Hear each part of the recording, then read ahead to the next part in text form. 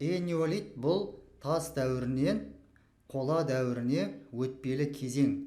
Оның қамтитын уақыты біздің заманымыздан бұрынғы 3-2 мың жылдықты қамтиды.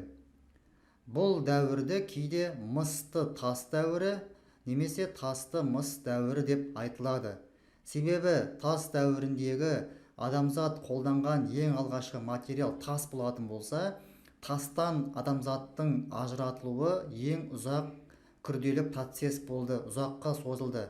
Соған байланысты олар тас пен мысты аралас пайдаланылды.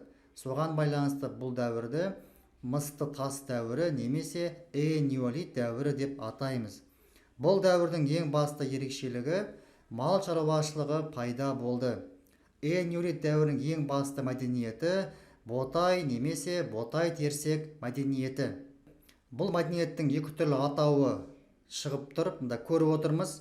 10-шы сыныптың кітабында ботай терсек мәдениеті деп айтылады, ал 5-ші сыныптың материалында ботай мәдениеті деп айтылады.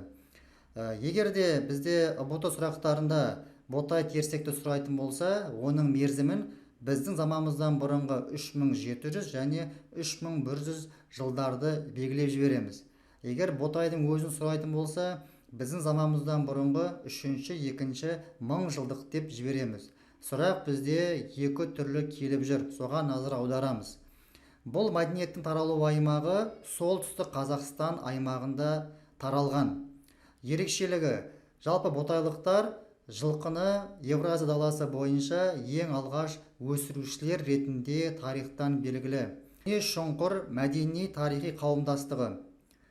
Бұл мәдениет екі дәуірді қамтиды, яғни энеолит дәуірі мен ерте қола дәуірін қамтиды. Бұндай мәдениеттерді біздер көп қабатты мәдениетке жатқызамыз. Неге? Себебі олар екі дәуірден мәліметтер береді.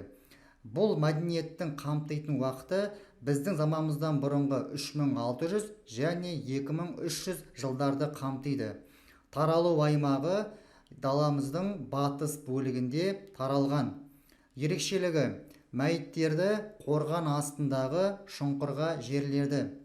Қол аяғын бөгіп, шалқасынан жерледі. Және осы көне шұңқырлықтар мал шаруашылығымен айналысты, соның ішінде жартылай көшпелі мал шаруашылығымен айналысты. Қола дәуірі. Қола дәуірі энеолит дәуірі мен ерте темір дәуір арасындағы мәдениетті біздер қола дәуірі деп атаймыз. Қола дәуірі бұл мыс пен қалайының қосындысы. Мыс пен қалайыны қосу арқылы қоланы алған. Сол тайпалар осы қола дәуірінде қоланы көптеп өндірген. Қола дәуірінің мерзімі біздің заманымыздан бұрынғы 2-1 мың жылдық, ғасырмен айтсақ, біздің заманымыздан бұрынғы 18-8 ғасырларды қамтиды.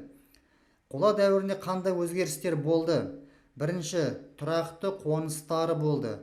Бұрында олардың қоныстары жиналмалы немесе көп пайдаланбайтын уақытша тұрақты баспаналар болған болса, енді қола дәуірінде арнайы тастан, кірпіштен үйлер салып, тұрақты қоныстары үй жайлары болды. Екінші, дөңгелекті көлік пайда болды, яғни екі аяқты арбаларды кеңінен пайдаланды. Одан кейін қола құю әдісін шебер меңгерді. Алғашы қалалары Арқайым және Сынтасты қалалары.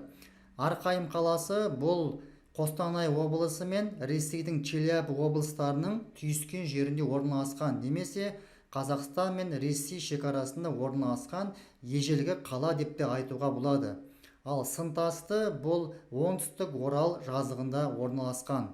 Екі қала мен қоныс қола дәуірінің ең алғашқы қалаларын құрайды. Ерекшелігі, қола дәуірінде орталық Қазақстан жерінде мыс кен орындары көбірек меңгерілді. Әсіресе 500-ге жуық кен орны анықталған.